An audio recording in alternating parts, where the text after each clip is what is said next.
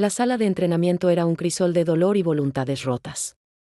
El aire, denso y cargado con el olor metálico de la sangre y el sudor frío, vibraba con los gritos ahogados de Yorum. Yuji-Tae la observaba desde arriba, su sombra alargándose sobre la niña como un presagio. Cada músculo de su cuerpo era una cuerda tensa, reprimiendo el huracán de instinto paternal que bramaba contra sus costillas. Al abofetearla, no fue solo su mano la que se estrelló contra aquella mejilla juvenil, sino cada una de las promesas rotas de un guardián. El sonido, seco y agudo, resonó en el silencio que siempre seguía a la traición.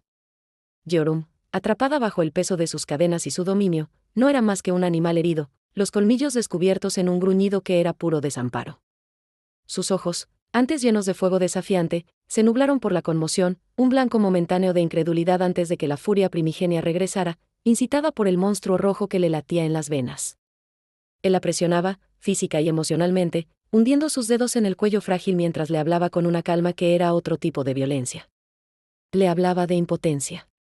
Cada palabra era un clavo en el ataúd de su antigua arrogancia. Podía sentir bajo sus palmas el violento palpitar de su vitalidad, un corazón de dragón luchando contra una jaula de carne y determinación humana. Las marcas rojas y sangrantes en sus muñecas no eran solo heridas, eran jeroglíficos de su derrota.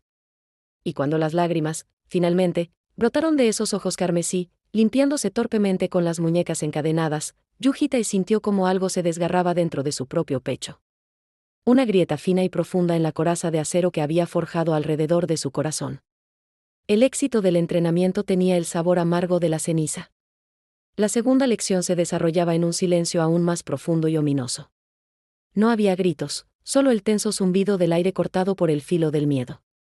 Yuji-Tae y Yorum se enfrentaban en el vacío, suspendidos por las telarañas negras de las cadenas del infierno, dos insectos atrapados en un ritual mortal. Los cuchillos, extensiones frías de su voluntad, se tocaban sobre sus corazones.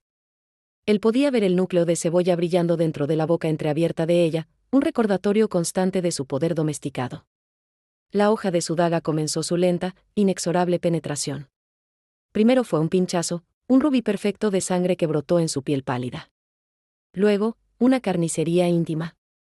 Cada centímetro que el acero avanzaba a través de su carne era un versículo en un salmo de odio fabricado. Yuji-Tae no solo empujaba el metal, inyectaba en su mente, a través del contacto de sus manos, un torrente de pensamientos venenosos. Quiero matarte. Sería mejor si estuvieras muerta. Podía sentir el horror, la conmoción y el calor de una traición hirviente filtrándose desde su maná hacia él. Su cuerpo, un lienzo de dolor, se convulsionaba. Una línea escarlata abierta desde la mejilla hasta la oreja. Un hombro perforado y arruinado. Un estómago abierto. Con cada herida, una mentira más cruel, que despreciaba su debilidad, que su amistad era una farsa, que su existencia era un fastidio.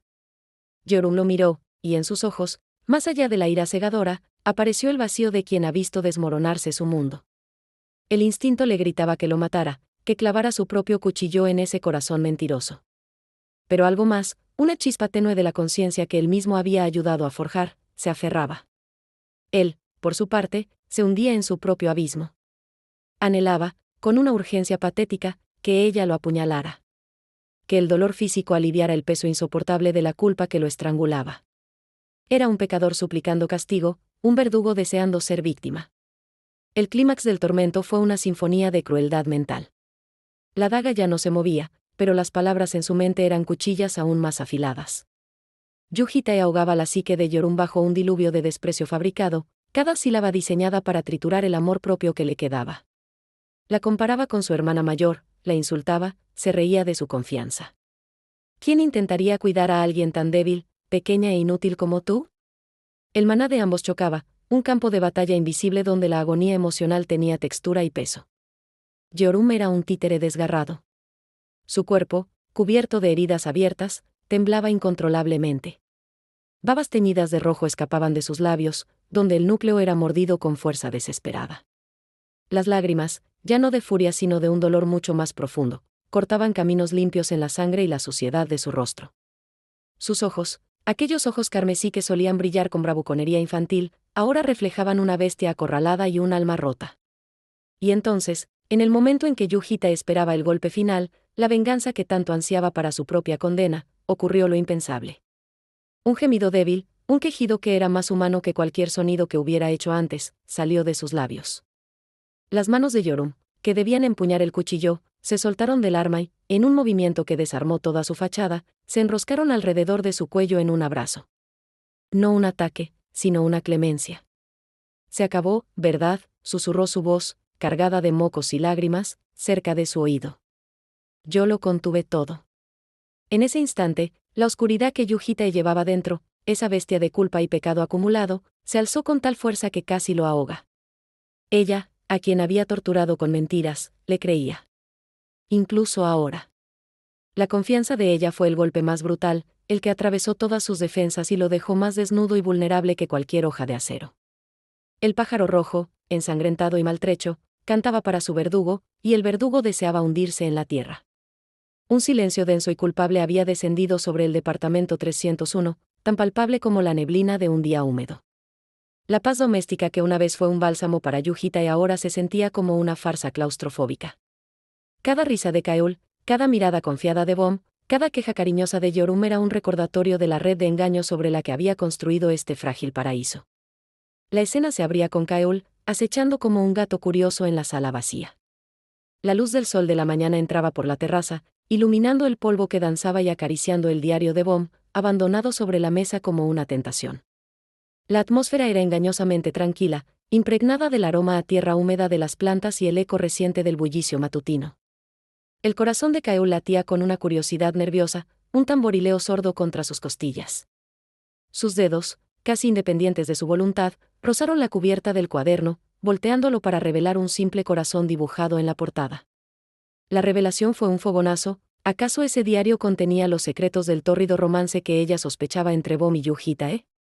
El peligro endulzaba la transgresión. Pero entonces, el accidente. Un vaso de agua volcado, un grito ahogado, el líquido derramándose como un arrepentimiento sobre la cubierta, haciendo que el corazón de tinta se arrugara y corriera, una metáfora perfecta de su error. La llegada de Yujitae fue silenciosa, su presencia fría y observadora llenando la habitación. Kaeul, atrapada en el acto, se convirtió en una estatua de pánico, sus ojos dorados suplicando complicidad. Nom Nom derramó el agua, farfulló, una mentira infantil y transparente. Él, atrapado entre su rol de guardián y su propia montaña de mentiras mayores, asintió con una pesadez que iba más allá del simple encubrimiento. Era otro ladrillo en el muro de su falsedad. La atmósfera se tensó aún más con el regreso anticipado de Bom, un presagio que ambos sintieron en el aire. La confrontación se desarrolló con una calma devastadora. Bom entró, tarareando, la luz del sol enmarcando su figura y la caja de un misterioso regalo en sus manos. Su sonrisa era serena, pero sus ojos verdes, esos ojos que parecían ver los hilos del destino, pasaron de Kaeul a Yujitae con una perspicacia que helaba la sangre. Kaeul, sudando y balbuceando, tejía una red de excusas cada vez más endeble. Bom no mostró ira, solo una preocupación genuina y profunda al descubrir las páginas arruinadas del diario, que reveló no era suyo, sino un encargo para una amiga. El peso de la culpa en Kaeul se volvió insoportable, una losa que aplastaba su espíritu juguetón. La mentira, ahora, no solo era suya, podía arruinar la felicidad de otra persona. Yujitae observaba desde el margen, un espectador atrapado en su propio drama mudo. Veía la agonía en los ojos dorados de Kaeul, la lucha interna entre el miedo al castigo y la necesidad de aliviar la conciencia. Cuando Bom, con un suspiro de aparente resignación, empezó a alejarse, fue el detonante. La confesión de Kaeul brotó, torpe y llena de lágrimas: yo lo hice. Y entonces, el giro. Una sonrisa traviesa, casi maternal, cruzó el rostro de Bom. Lo sé, dijo, y con un simple gesto de maná, restauró el diario a su estado prístino. Había sido una prueba. El alivio de Kaeul fue breve, reemplazado por la vergüenza y un castigo justo: arrodillarse con los brazos en alto, sosteniendo la maceta de la planta carnívora Nom Nom. Más tarde, en la penumbra acogedora de una cafetería, entre los aromas dulces del pastel de terciopelo rojo y el café amargo, Yujitae, carcomado por sus propias mentiras monumentales, interrogó a Kaeul. ¿Por qué confesaste?, preguntó, su voz un hilo de voz en la intimidad del lugar. La respuesta de ella, simple y pura como el agua de un manantial, lo atravesó: porque las mentiras son malas. Él, el arquitecto de ilusiones, el maestro del engaño necesario, se aferró a un matiz, ¿y una mentira piadosa? El debate que siguió fue un duelo de inocencia contra experiencia corrompida. Kaeul, con una claridad desarmante, argumentó que el dolor del mentiroso, consciente de su falta, podía ser mayor que el del engañado. Para Yujitae, cada palabra suya era un espejo que le devolvía una imagen monstruosa. Su relación con las niñas, ese Edén por el que había luchado, estaba construido sobre la omisión fundamental de su pasado, de sus iteraciones, de su papel como verdugo en vidas anteriores. Kaeul, sin saberlo, estaba consolando a su propio juez y verdugo, y esa compasión no solicitada era el castigo más exquisito y doloroso. La cafetería era una burbuja de calor dulce y luz tenue, un mundo aparte donde el aroma a café tostado y azúcar fundida no podía disipar el frío que anidaba en el hueso de Yujitae. Kaeul, con migas de pastel de fresa en los labios, era un faro de inocencia inconsciente. Sus palabras, podría doler más para el que mintió verdad, resonaron en el vacío de su conciencia como una campana que llama a un juicio. Él la observaba, no como a la niña desgarbada de antaño, sino como a un ser cuyo cuenco interior, antaño vacío, se había llenado de una sabiduría clara y compasiva. No era ingenuidad, era pureza refinada por la experiencia, y su veredicto era una absolución que lo condenaba más que cualquier odio. Cada sílaba de consuelo que ella ofrecía era un alfiler clavado en la corteza de su culpa. Las incontables iteraciones, los experimentos sin nombre, las Kaeuls de realidades borradas desfilaron ante sus ojos interiores, fantasmas de un pecado colectivo. Él se llevó una mano a la frente, un gesto lento y pesado, como si intentara limpiar no el sudor, sino las imágenes grabadas a fuego en su mente. Tenía que calmarse, ahogar este despertar emocional en el pragmatismo helado del regresor. Su sueño, la única brújula en su noche eterna, era lo único que importaba.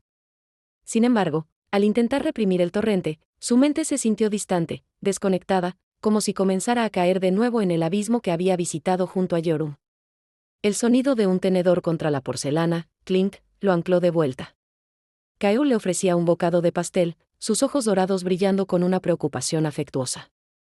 Cuando te sientes deprimido, lo dulce es lo mejor, declaró, repitiendo un dogma infantil que para él era un lenguaje extranjero. Él aceptó el gesto, pero el sabor, como todo lo demás, era ceniza en su boca. La culpa, ahora consciente de sí misma, era un tumor que crecía en la oscuridad. La corrosión interna se manifestó de la forma más insidiosa, el silencio de su propia voz. Las palabras se desmoronaban en su boca, censuradas por una mente que, para sobrevivir, había comenzado a negar la realidad. Yujitae se dio cuenta con una lucidez aterradora, su psique, en un acto desesperado de autodefensa, estaba amputando las mentiras. No las mentiras hacia los demás, sino el conocimiento mismo de ser un mentiroso. Era el mismo mecanismo que una vez borró a Saedbyul de su existencia, ahora, buscaba borrar la culpa para salvar al soñador. Un experimento frío con Gyo lo confirmó. Sus labios formaban frases amorosas, pero su oído y su mente registraban solo un vacío blanco y estático. El significado llegaba a la niña, que lo abrazaba feliz, pero él era un espectador mudo de su propio engaño. La relación, ese vínculo tejido con hebras de falsedad, comenzaba a rechazarlo como un órgano trasplantado. Algo en su núcleo se estaba quebrando. Sin embargo, paradójicamente, una paz nauseabunda descendía sobre él. Al negar la mentira, la culpa perdía su filo. Era un pacto faustiano de su inconsciencia, la felicidad a cambio de la verdad. Se abandonó a este letargo, permitiendo que la niebla cubriera los horrores del pasado. La cotidianidad del departamento 301, una vez un veneno dulce, ahora era solo un escenario distante. Hasta que, días después, en la fría soledad de la cámara de aislamiento de Mew, todo cambió. Su atención, durante un experimento que se extendió por semanas en un trance de concentración inhumana, se clavó en un detalle ínfimo dentro del corazón dragontino. El mundo exterior, con sus cielos despejados y arcoíris engañosos, no existía. Solo existían sus manos, moviéndose con una delicadeza quirúrgica y reverencial que asustó a la propia Mew, y el rompecabezas infinito del fragmento del origen. Cuando por fin apartó las herramientas, después de una eternidad de silencio y temblores contenidos, sus labios, secos y agrietados, susurraron la revelación a la dragón dormida: lo encontré. No era una frase, era el sonido de un náufrago que, tras 1000 años de noche, vislumbra por primera vez la forma indistinta de una costa. La revelación no trajo euforia, sino un peso solemne y absoluto. Sentado junto al cuerpo dormido de Mew, Yujitae era una estatua de alivio congelado. El viaje, esa travesía eterna en un océano sin estrellas, donde el frío era un hueso más y la soledad el único eco, había encontrado su puerto. No el destino final, sino un faro. Había logrado descifrar el mecanismo, el motor dimensional dentro del corazón de Mew.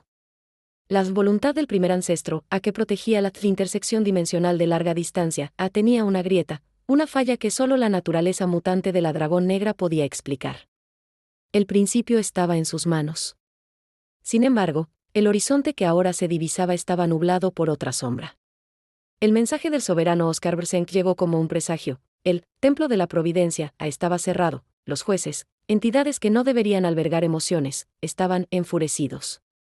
La deducción fue un cubo de hielo deslizándose por su espina dorsal. Si los sirvientes se rebelan, es porque el rey ha caído. El reloj antiguo, su único amigo constante a través del tiempo, el pájaro blanco de su juventud, podía haber sufrido algo impensable. La furia de Yujita no tuvo dirección, fue un vacío que absorbió toda luz. Entregó a Brsenk la clave para una entrada trasera al templo, una información nacida de su vida pasada como soberano, mientras la despedida del reloj antiguo resonaba en su memoria, definitivamente. Ser feliz, ¿qué visión de felicidad había tenido el anciano para él? Con el camino a casa para los dragones bebés ahora iluminado y el camino a su amigo posiblemente cerrado, Yujita se levantó. La búsqueda de esa respuesta se convirtió en el siguiente paso obligatorio en su viaje milenario. La partida fue un desgarro silencioso. El departamento 301, escenario de su vida cotidiana, era ahora un altar de afectos que debía dejar atrás. Sus despedidas fueron espejos de cada personalidad, la comprensión madura de Bom sellada con un beso que sabía a promesa y a despedida. La queja ruidosa pero resignada de Kaeul, el desconsuelo mudo de Gyeol que lo cargó con el peso simbólico de su caja musical. Fue Bom quien, con su perspicacia silenciosa, puso palabras a la verdad no dicha. Todas sabían que algo ocurría, todas habían mentido a Gyeol para protegerla, un pequeño eco de sus propias grandes mentiras. Él partió con ese conocimiento, un dulce y amargo lastre. En la asociación, los preparativos estaban completos. El mundo estaría a salvo. Antes de sumergirse, se enfrentó a la bestia espiritual, Season, ahora regordeta y afectuosa, que se resistía a dejar a Mew. Fue un último destello de normalidad antes del descenso. Frente a la dragón inconsciente, Yujita activó la conceptualización. El mundo se disolvió. Ya no estaba en una celda fría, sino en una zona rural dimensional bañada por una luz ambiental suave. Casas toscas, niños corriendo, una mariposa azul. Era el paisaje onírico del corazón de Mew, una paz incongruente con su dueña. Y en el cielo, desgarrando la calma como un mal presagio, se abrió un ojo rojo gigantesco, la voluntad del primer ancestro. Su mirada, cargada de sospecha, cayó sobre él. Todas sus autoridades superiores fueron silenciadas, dejándolo vulnerable. Su misión era simple y monumental. En este mundo donde las fórmulas de maná tomaban forma de personas y objetos, debía encontrar la imagen espejo de la voluntad y destruirla. Y, lo más crucial, encontrar y proteger la personalidad de Mew en medio del caos que se avecinaba. La búsqueda fue un ejercicio de frustración y revelación. El pueblo, poblado por imágenes espejo de habilidades y bendiciones, era hostil por indiferencia. Estado, rastreador de maná, soberana, cada entidad lo observaba con recelo. Fue la alocada curiosidad, un pájaro de pico grueso, quien lo dirigió hacia el tabú, el vertedero detrás del pueblo, vigilado por la estricta mirada de racionalidad, un pájaro de piedra en un poste alto. Bajo el manto de la noche y escondido en el buzón de inconsciencia, Yujita llegó al basurero. Allí, entre desechos que no apestaban, encontró a la personalidad de Mew.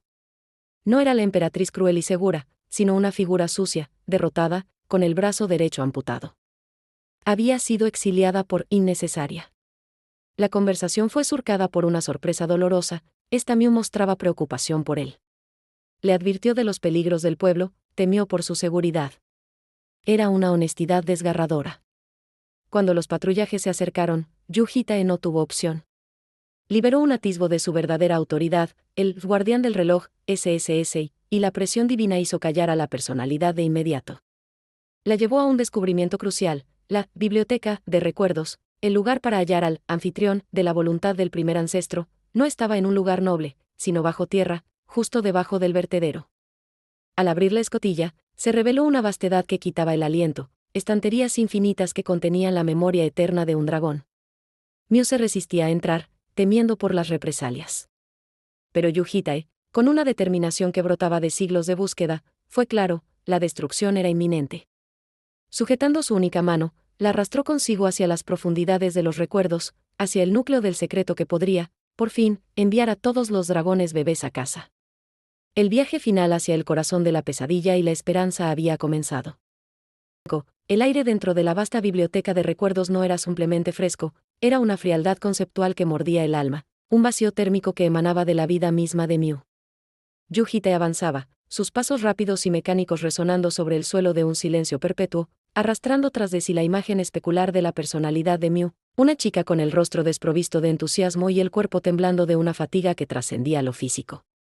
Las estanterías, infinitas, estaban repletas de libros encuadernados en hielo, cada uno un recuerdo errante de una existencia nómada y desolada. Él no los tocaba, no tenía tiempo para compasiones inútiles. Para él, ella no era más que un material de experimento mutante, un medio para un fin que había perseguido a través de milenios de tiempo rebobinado. Mientras caminaban, el sonido de sus respiraciones era el único latido de aquel lugar muerto. Arriba, más allá del techo ilusorio de ese mundo conceptual, se escuchaba el zumbido ominoso de hélices y motores. Los manipuladores de memoria, la fuerza de aniquilación definitiva de los dragones negros, habían sido desplegados. La racionalidad de Mew, un pájaro de ojo rojo posado en un poste infinito, había dado la orden, bombardear cualquier rastro del intruso, incluso si eso significaba destruir el propio fragmento del origen. El instinto de autodestrucción de ese mundo estaba programado, un eco enfermizo de su propia naturaleza. Yu Hitae lo sabía, y el conocimiento era una piedra más en el fardo de su irritación perpetua. Observaba a Mew, a su personalidad quebrada y dócil, y una duda tan fría como el ambiente lo asaltaba: ¿cómo podía una conciencia ser tan impotente? La respuesta llegó con la aparición de bestias de 2 cabezas y pelaje gris, los autocensura, que olfateaban la irracionalidad. Mew, temblando bajo la mesa que los ocultaba, susurró un método macabro: sus propios fragmentos corporales, arrancados como cristales, servían de cebo. Con eficiencia brutal, Yu Hitae los despachó en silencio, pero la mirada en los ojos de Mew mientras lo observaba no era de gratitud, sino de una curiosidad profunda y desconcertante. Mientras en el mundo conceptual la cacería se intensificaba, en la realidad, dentro de la cálida pero frágil sala de estar del departamento 301, un ojo cerrado se abrió en la mente de Bomb. El ojo de la providencia, entidad caprichosa y egoísta, le mostró lo que no quería ver: un cielo azul desgarrado por un tornado de fragmentos dorados que absorbía todo maná condensándose en una luz ominosa que luego caía como un misil sobre la asociación. Ella sintió el pánico, un golpe seco en el pecho, y apretó instintivamente a Gyoul contra sí, como si pudiera protegerla de una visión futura. La certeza del ataque era tan clara como el grito agudo que resonó en su visión. Sin entender completamente el por qué, pero impulsada por un instinto más antiguo que su humanidad adoptiva, Bomb actuó. Sus 4 años de entrenamiento militar unieron las piezas: luz dorada, poder de nivel dragón. Solo una existencia encajaba. Pero era la línea de defensa final de la Tierra. ¿Por qué atacaría? La confusión se mezcló con la urgencia. Saltó del sofá, su corazón marchando a un ritmo de guerra, y llamó a Kanga Jin con dedos que apenas sentía. La voz de su superior al otro lado del reloj fue un cable a tierra. Hay algo urgente de qué hablar. Mientras corría por los pasillos de la asociación, la visión del rayo dorado envolviendo el edificio se quemaba en su retina. No había visto el resultado final. Eso significaba que podía cambiarse. Pero la duda, un gusano silencioso, ya roía su certeza. ¿Qué había desencadenado esto? Arriba, en el mundo de memoria y nieve, Yu Hitae escuchaba los pasos atronadores que se multiplicaban sobre el techo de la biblioteca. El cerco se estrechaba. El tiempo, para ambos, en ambos mundos, se convertía en un recurso que sangraba. La frialdad en la biblioteca había alcanzado un punto álgido, un frío que no congelaba la carne sino la voluntad de existir. Mew se desmoronaba, perdiendo fragmentos de sí misma como lágrimas congeladas que se hacían añicos al tocar el suelo conceptual. Yu Hitae, herido, con costillas convertidas en esquirlas de vidrio dispersas, la obligaba a moverse cada hora. Sus órdenes eran cuerdas que la mantenían anclada a una conciencia que solo quería desvanecerse. Levántate y muévete. Era un ritual de tortura y supervivencia. En medio de esa desolación, apareció una imagen especular con rostro amable, ofreciendo ayuda. Autoadulación, dijo llamarse. Pero Yu Hitae, cuya conceptualización era un radar para las mentiras del alma, vio la grieta. Lo inmovilizó con la fuerza de una presa, y al arrancarle la máscara facial, reveló la expresión arrugada por la furia del odio a sí mismo. La entidad, con el cuello aprisionado, escupió veneno, Esa perra, una basura, una inservible descartada por la raza. No había información útil, solo el reflejo de la miseria que consumía a Miu desde dentro. Yu Hitae aplastó su cuello sin ceremonia. El silencio que siguió era más espeso que la oscuridad circundante. Miu, al borde de la extinción, entre sollozos congelados, inició una conversación vacilante. Le preguntó sobre su meta, su sueño. Yu Hitae, atrapado entre la prisa y la necesidad de mantenerla con vida, respondió con parquedad. Porque tengo una meta. Esas palabras, en ese infierno blanco, fueron un destello de color. Miu, cuya vida había sido un deambular sin propósito, observó con una chispa de asombro renaciente. ¡Qué interesante! Por primera vez, alguien frente a ella no se estaba derrumbando, sino avanzando hacia algo. Era un contraste tan violento como esperanzador. El relato fluyó entonces, un río oscuro de experiencia vertido en el mar congelado de la biblioteca. Yu Hitae habló. No de regresiones o autoridades, sino de vidas, la primera, torpe y desvalida, la segunda, teñida de un amor que terminó en desesperación, la tercera, una búsqueda obsesiva de poder. Fue un ajuste de cuentas narrado, una confesión sin arrepentimiento. Miu lo escuchaba, y en sus ojos apagados comenzó a encenderse una luz diferente. No era alegría, sino el reconfortante y perverso alivio de ver que otra existencia había cargado con un dolor aún mayor. Sus fragmentos dejaron de caer. El calor del relato, aunque amargo, era un fuego. Verdaderamente terrible y desgarrador, murmuró, y su voz ya no era un quejido, sino una evaluación. Ella, nacida de una sangre honorable de dragón, nunca había anhelado nada con tal ferocidad. La admiración que sintió no era por el hombre, sino por la intensidad de su deseo. Entonces, ella le devolvió un fragmento de su verdad: nací para ayudar a alguien. Una razón de nacimiento olvidada, un mandato vacío que la había condenado a vagar por dimensiones, sin permiso para echar raíces. Había matado, sí, con una pasión descuidada, creyendo que ayudar a su raza oprimida justificaba todo. ¿No deberías empatizar con mi causa? Ya que también has matado a mis parientes para lograr tu sueño. El silencio de Yu Hitae fue una aceptación tácita. En ese momento, dos pecadores, cubiertos de la sucia nieve de sus acciones, se reconocieron. Y Miu, con una voz quebrada por el frío pero clara en su intención, hizo la pregunta que cambiaría todo: ¿puedo también ser como tú? No quería su poder, quería su propósito.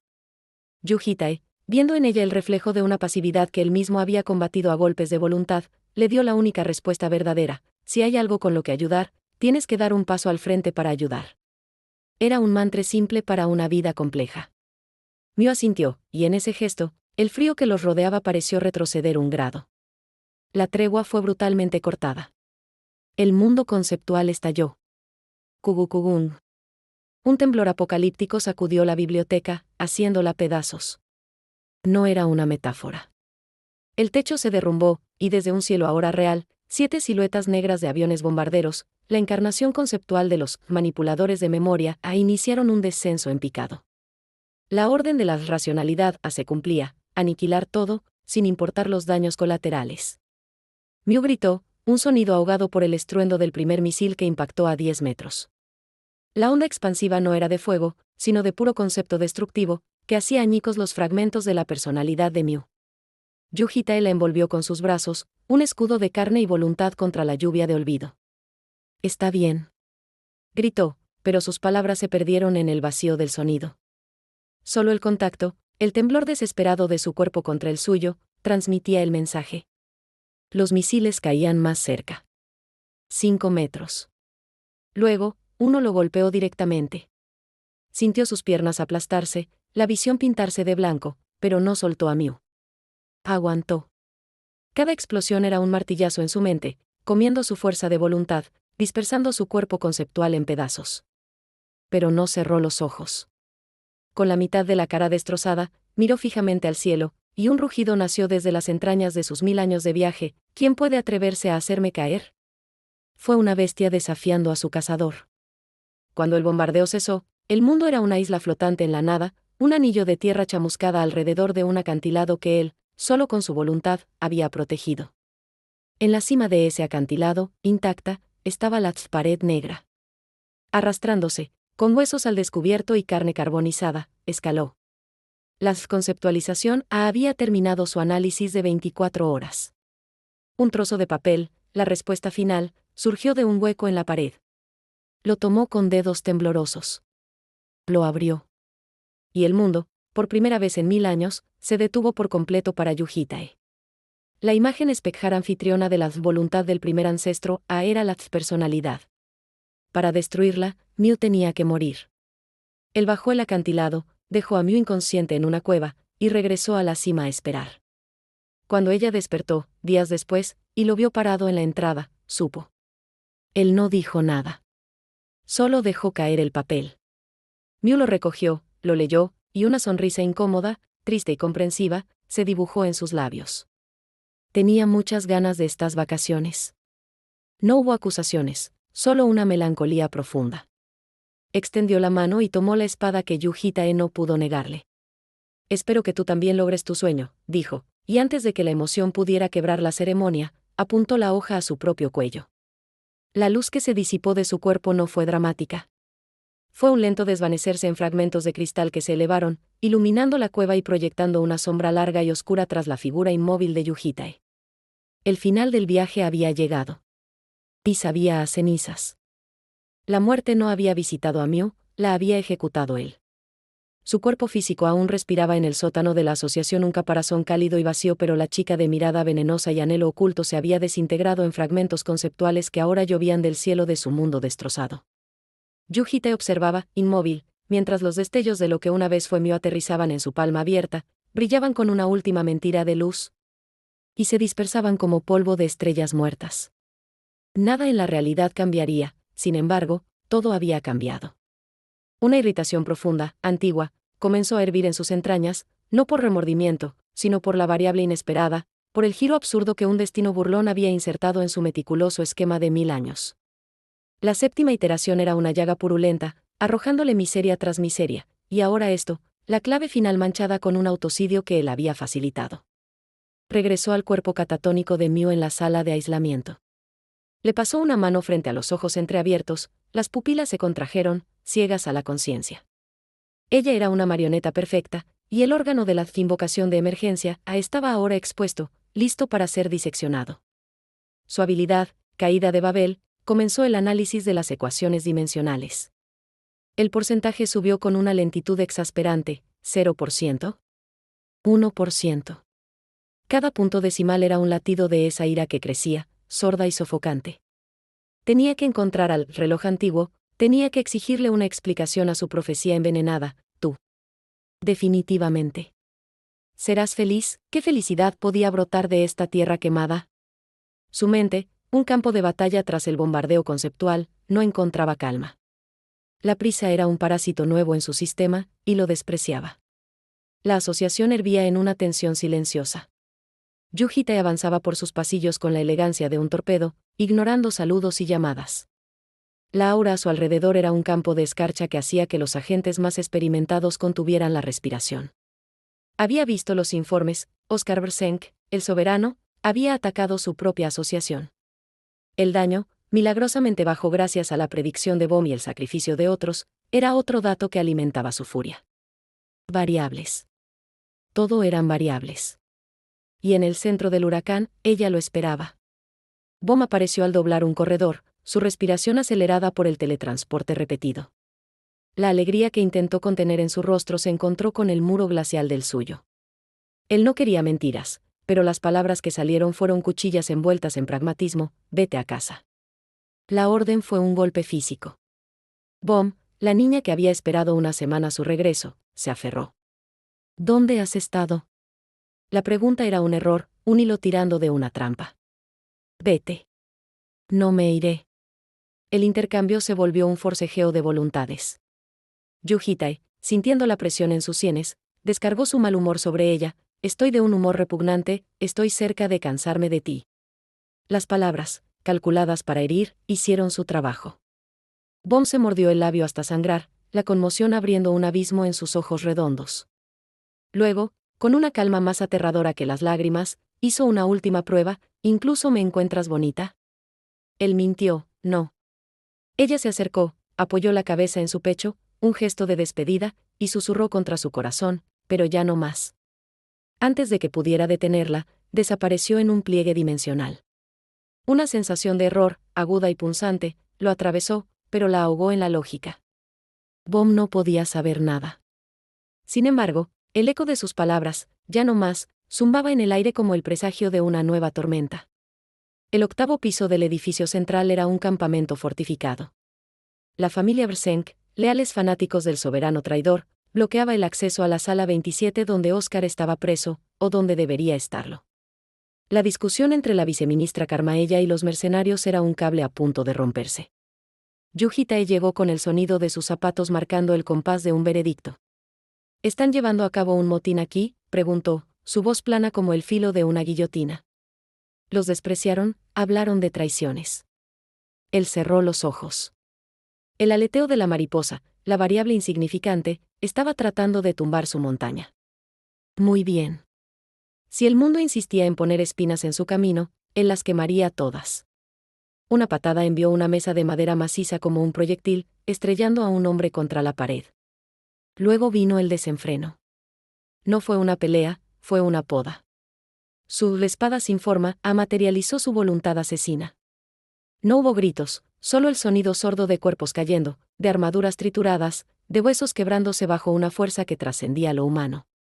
En menos de un minuto, el piso estaba alfombrado de cadáveres grotescos, un tableau de muerte tan súbito que dejó a los agentes de la asociación paralizados. Yuji Tae subió al 9º piso. La sala 27 estaba vacía. Solo rastros de sangre seca. Oscar Brsenk había escapado hacía 4 días, y estos idiotas, en su motín, ni siquiera lo habían verificado. La ira que había contenido estalló en un rugido que hizo temblar los cimientos. Salgan y encuéntrenlo. La caza había comenzado. Y Yuji Tae intuía la verdad, esto no era una simple fuga. Era un anzuelo. Y él, desesperado por encontrar al reloj antiguo, tendría que morderlo. El desierto norteafricano olía a polvo seco y, de pronto, a pollo frito. Kang Ha-jin sostenía la bolsa de plástico caliente como un talismán, su sonrisa un puente frágil tendido durante un mes de servicio en la 17ª rama de la familia Brsenk. Estos no eran mercenarios comunes, eran refugiados a los que Oscar había dado una vida, y su lealtad era una religión. Kang Ha-jin, con su don para la conexión, había logrado un pequeño milagro: compartir una comida, recibir un brazalete de enredaderas secas hecho por la hija de una soldado. La llamada de Season cortó la escena como un cuchillo. Sus órdenes eran claras, frías: abandonar el área. La caja fuerte, el arsenal de Oscar, sería abierta en 5 minutos. Ella sería una molestia. El mensaje urgente llegó entonces, desplegando la verdad en su reloj: ataque terrorista. Oscar Brsenk. Bajas. El mundo de Kang Ha-jin se desprendió de su eje. Corrió, su corazón un tambor de pánico, y lo encontró caminando hacia la base con un uniforme militar que nunca usaba. ¿Por qué?, preguntó, su voz quebrada. Él le dio 10 minutos. 10 minutos para salvar vidas. Corrió de regreso, luchando contra las lágrimas, suplicando a los comandantes que abrieran las puertas, que no se enfrentaran a él. Les mostró el mensaje urgente. Les habló de Vanessa y su bebé, de Katú, de sus familias. Los vio entender. Y luego, los vio elegir. No nos iremos, dijo el comandante, sus ojos brillando con la misma luz inquebrantable. Somos soldados. Nuestro trabajo es llevar a cabo las órdenes dadas. La lealtad, en ese momento, le pareció a Kang Ha-jin la cosa más horrible del mundo. La presencia de Yuji Tae llenó la sala antes de que pudiera gritar de nuevo. Él la miró y susurró: vete. Las puertas se cerraron tras ella. Caminó, aturdida, hasta la entrada principal. Algo se deslizó de su muñeca. Bajó la mirada. Allí, en la arena, yacía la caja de pollo frito. Empapada en sangre. El brazalete de enredaderas, ahora teñido de carmesí, colgaba suelto de su mano. El aroma a comida y familia se había convertido en el hedor metálico de una masacre. Bohm observaba los cadáveres en el 8º piso, y el frío que sintió no era el del aire acondicionado. Era el frío de un reconocimiento profundo y terrible: esto no era su Yuji Tae. O al menos, no la parte de él que ella había elegido amar. El hombre que la había criado, aunque frío, era metódico, controlado: nunca esto. Un caos sangriento. La sensación que la inundó fue vieja, familiar, la impotencia ante un ser querido que se desliza hacia un abismo. Recordó el día que su padre se fue. Recordó la desaparición de su hermana. No haría lo mismo. No se quedaría de pie, mirando. Suge Aidian se negó a darle información. No importaba. Necesitaba una herramienta más poderosa que su título de heroína de la asociación. Fue a ver a la persona más peligrosa que conocía, la bruja Valentine. La oficina, cargada de humo de cigarro y el perfume de decadencia, fue el escenario de una transacción faustiana. Bohm no suplicó, negoció. Ofreció lo único que tenía en abundancia y que la bruja codiciaba, su vida. ¿Qué quieres, un chico lindo y saludable?, bromeó la bruja. Mi vida, respondió Bohm, sin pestañear. La bruja, intrigada, pidió 50 años. Bohm, jugando una mano que solo una inmortal puede jugar, subió la apuesta. 500 años. La codicia en los ojos rojos de Valentine fue instantánea y voraz. La jerarquía de poder cambió. Ya no era una niña pidiendo favores, era una entidad haciendo una oferta irresistible. Quiero que me ayudes a recopilar información, dijo Bohm, su voz fría como el acero. ¿Y qué es lo que quieres saber? Bohm la miró, y en sus ojos ya no había rastro de la chica dócil o la heroína agradecida. Había una determinación oscura, forjada en el miedo a perder lo preciado una vez más. Todo, dijo. Todo, no sé. Iba a destapar la verdad, sin importar cuán oscura fuera. Ya no sería impotente.